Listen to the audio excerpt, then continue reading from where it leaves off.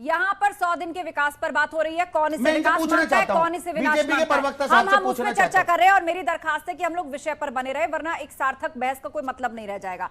आपने बात की कार्रवाई सेलेक्टिव है, मुसलमानों के ऊपर बुलडोजर चल रहा है। मैं एक लिस्ट पढ़ देती हूँ, मऊ से ही पढ़ देती हूँ।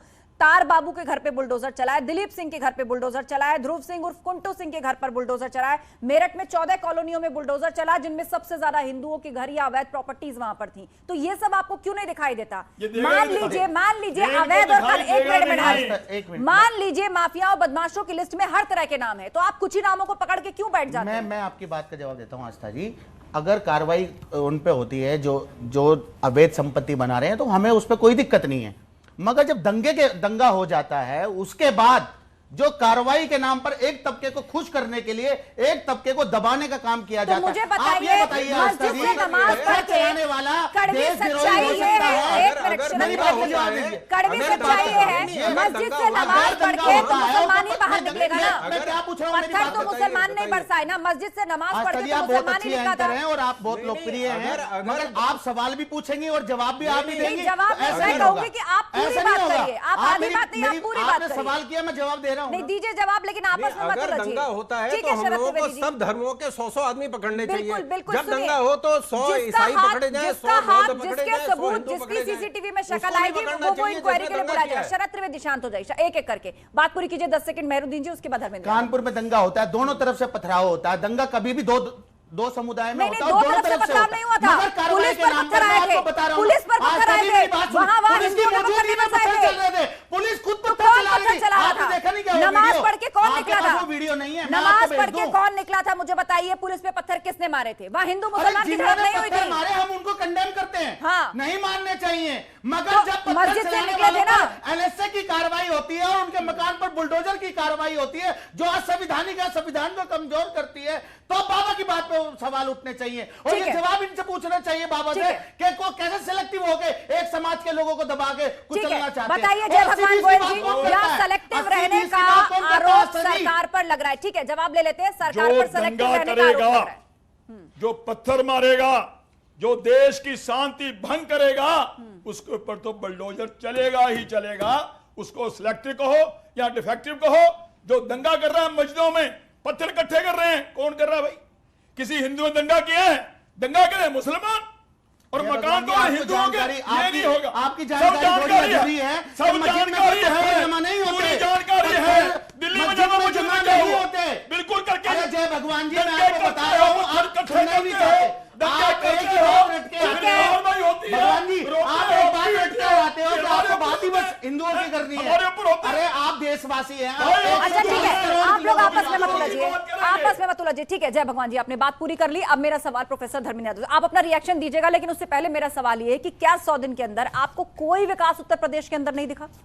योगी जी ने कहा था पिछले 5 साल का, मैं बार बार जोड़ के बता रहा हूँ, क्योंकि 1825 दिन प्लस 100 दिन और जोड़ लीजिए, 1925 दिन हो गए। बोले थे हम लैपटॉप बांटेंगे, बच्चे बैठे हैं, इनके घर में कोई 12वीं पास किया होगा, 10वीं पास किया होगा, किसी को लैपटॉप मिला? किसी को मिला? अभी हाल ही में तो दिया गया है। हमारे राष्ट्रीय अध्यक्ष विपक्ष में रहते हुए भी लैपटॉप बांटा। तो ये होता है विजन आपका, युवाओं के लिए जो सोचते हैं उसकी बात होती है। दूसरी बात, अभी आप माफियाओं की लिस्ट पढ़ रही थी। ब्रजेश सिंह को कौन नहीं जानता? सुशील सिंह को कौन नहीं जानता? जिस आदमी ने किसानों को थार के टायर के नीचे कुचल दिया, वो अशांति नहीं फैला रहा है। अजय मिश्रा टेनी को किसने क्या मुद्दा चुनाव में उठा चुके हैं? मुझे बता दीजिए, ये मुद्दा चुनाव में आप उठा चुके हैं और वो मामला भी कोर्ट के अंदर चल रहा है। नूपुर शर्मा ने पूरे देश को जला दिया, पूरे देश को शर्मसार किया। एक मिनट, ऐसे देश के सामने एक मिनट धर्मेंद्र यादव जी, कोई औकात नहीं है वहां जाकर। धर्मेंद्र यादव जी, आप नुपुर शर्मा के बयान को जिम्मेदार ठहरा रहे हैं, तो आप उन लोगों की भी बात कीजिए जिन्होंने सर काट दिए, जिन्होंने गला काट दिया। आप उनकी भी बात करिए जिन्होंने पुलिस वालों पर पत्थर फेंके, जिन्होंने पेट्रोल बम फेंके, अपने शहर को जलाया। आप उनकी भी बात करिए। अगर नुपुर शर्मा बयान गलत था तो जिन लोगों ने पत्थर बरसाए, जिन लोगों ने गला काटा, उनकी भी बात करिए। बिल्कुल, पूरी बात सामने आनी चाहिए। पूरा देश, देखिए देश संविधान से चलेगा, हर देश में हर नागरिक की सहभागिता बराबर है। मैंने आपको उदाहरण बताया ना। अगर आप मुझे बताइए, आसाराम बापू रेपिस्ट हैं, उसके बाद आपके राम रहीम रेपिस्ट जेल में है कि नहीं है? मैं बोल दूं इस देश के हर धर्मगुरु रेपिस्ट है, ये सही बात है, यही संविधान कहता है, यही आप लोग कहते हो, यही डिबेट होती है। अभी इन्होंने क्या कहा? ठीक है, इन्होंने राम रहीम जेल में है, राम रहीम जेल में है, तो जिस वक्त जेल भेजे गए, क्या किसी एक हिंदू ने कहा कि हिंदू धर्मगुरु पर किया, हिंदुओं ने भी आगे बढ़ करके कहा कि इनको सजा होनी चाहिए, हिंदुओं ने ही उनका विरोध भी किया। ठीक है, बच्चों से होती है घटनाएं बलात्कार की। एक मिनट, संजय राणा को बुलाना चाहूंगी। एक लास्ट इन्होंने कहा है, इन्होंने कहा कि नेताजी ने कहा था कि बच्चों से छोटी मोटी गलतियां हो जाती हैं। आप लोग देखिए, युवा हो, मैं बार बार आप लोगों को पॉइंट आउट इसलिए कर रहा हूं कि सही चीजें आपको जानना जरूरी है। हमारे मरने के बाद आप देश को संभालोगे। 10 सेकंड लूंगा बस। ये बार बार कहते हैं नेताजी ने कहा बच्चों से गलती हो जाएगी। जो इस देश की न्यायपालिका को जानता है, जो इस देश की न्यायपालिका को समझता है, वो इस बात को समझ सकता है। ये लोग नहीं जानते इसलिए नहीं समझते हैं। आप मुझे बता दीजिए, भारत की न्यायपालिका में जुवेनाइल कोर्ट है कि नहीं है, बाल सुधार गृह है कि नहीं है? जब इस देश की न्यायपालिका मानती है कि बच्चों से गलती हो जाती है, तो हमारे नेताजी ने बोला कि बच्चों से गलती हो जाती है। धर्मेंद्र यादव जी, रेप करने वाले लड़कों के लिए अगर कहा जाएगा लड़के या गलती हो जाती है, तो आप जुवेनाइल जस्टिस एक्ट पढ़ा लेते हैं। दूसरे नेता, मैं दूसरे नेता का बता देता हूँ। ठीक है धर्मेंद्र यादव जी, याद रहेगा इन बच्चों को। देखिए, ऐसा है कि अभी हमारे काबिल मित्र बहुत बड़ी बड़ी बातें कर रहे थे कि हमारे प्रदेश में जब सरकार थी उन्होंने 12 लाख लैपटॉप डिस्ट्रीब्यूशन किए। तो देखिए 14 लाख, अरे सुन तो लो डेट, सुन तो लो धर्मेंद्र जी, अभी मुंह बंद हो जाएगा, नंबर दूंगा मुंह बंद हो जाएगा।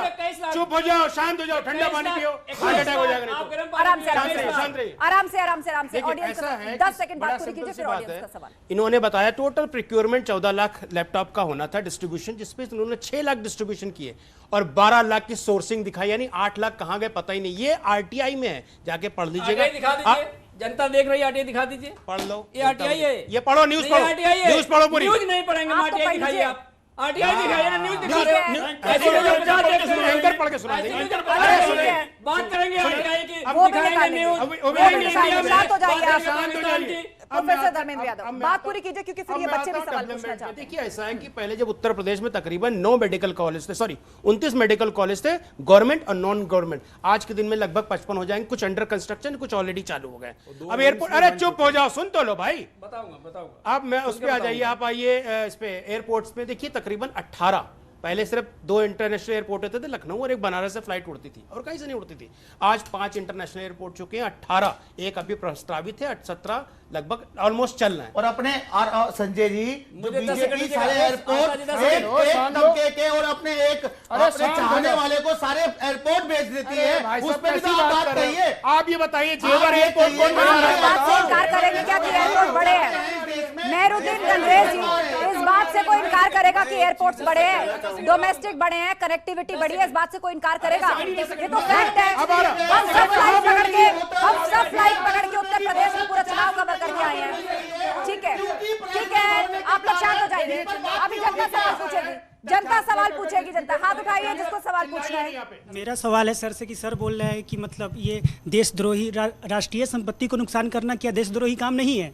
इस सवाल का आप जवाब दे सकते हैं। और जुम्मा की नमाज के बाद ही क्यों पत्थर चला? अगर मंदिर में, अगर मस्जिद में पत्थर जमा नहीं होता है तो? ठीक है, एक एक करके दोनों सवालों के जवाब लेंगे। पहला सवाल कम्युनल राइट्स को लेकर पूछा गया कि अभी भी हो रहे हैं, पर आप कहते हैं कि वो कंट्रोल है, इस पर क्या जवाब है सरकार का?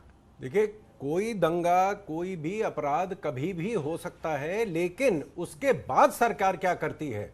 सॉफ्ट स्टेट वो नहीं होती जहां दंगा नहीं होता। सॉफ्ट स्टेट वो होती जो दंगा के बाद कुछ नहीं करती है। उसके बाद जो किया है, लोगों से पैसे वसूले गए हैं, लोगों के घर डिमोलिश किए गए हैं, लोगों को हिरासत में लिया गया है। एक बार दंगा सीए में करने की कोशिश की थी, जो जवाब मिला उसके बाद दोबारा दंगा नहीं हुआ। और अभी के बाद मुझे लगता है बुलडोजर एक्शन पर जहां आप देखिए कि पिछले 70 साल में शिया सुन्नी दंगे होते थे, हिंदू मुस्लिम दंगे होते थे, सिख दंगे होते थे, एक दंगा उसके बाद नहीं हुआ। और हमारा सेकुलरिज्म जो है वो खाली एक धर्म के लिए नहीं है। गुजरात में 168, आप नाम नोट कर लीजिए, नंबर नोट कर लीजिए, 168 यहूदी धर्म के लोग हैं जिसपे आप पंचायत का चुनाव नहीं जीत सकते, उनको हमने माइनॉरिटी स्टेटस दिया है।